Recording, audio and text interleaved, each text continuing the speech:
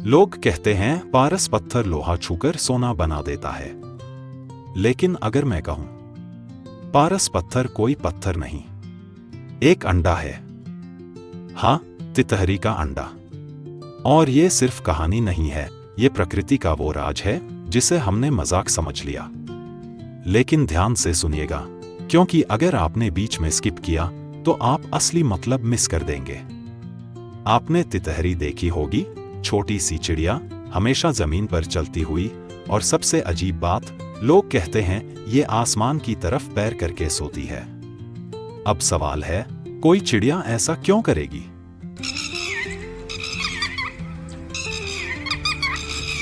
क्या वो पागल है, या फिर हम कुछ समझ नहीं पाए?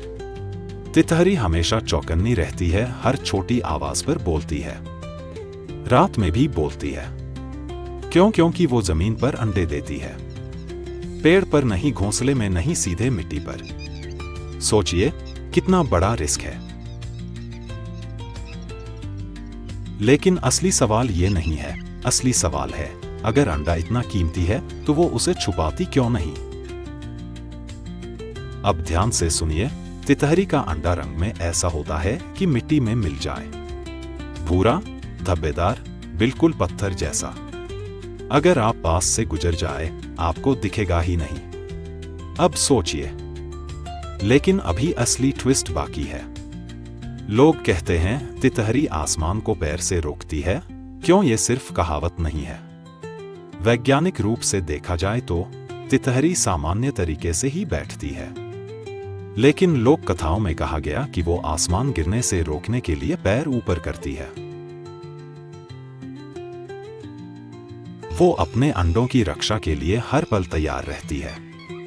वो छोटी है, कमजोर है, लेकिन हिम्मत में बड़ी है। और यही पारस का असली मतलब है। जो छोटा दिखे वही असली ताकत हो।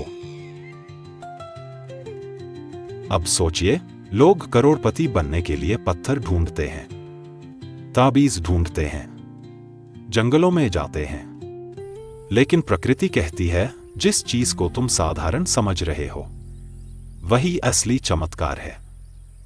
तितहरी का अंडा सोना नहीं बनाता, वो दृष्टि बदलता है। तितहरी हर समय आवाज क्यों करती है? क्योंकि वो अलर्ट सिस्टम है। वो डराती नहीं, वो चेतावनी देती है। उसकी आवाज एक सुरक्षा कवच है, जैसे आपकी मेहनत, आपकी जागरूकता, आपकी तैयारी। यही असली पारस है।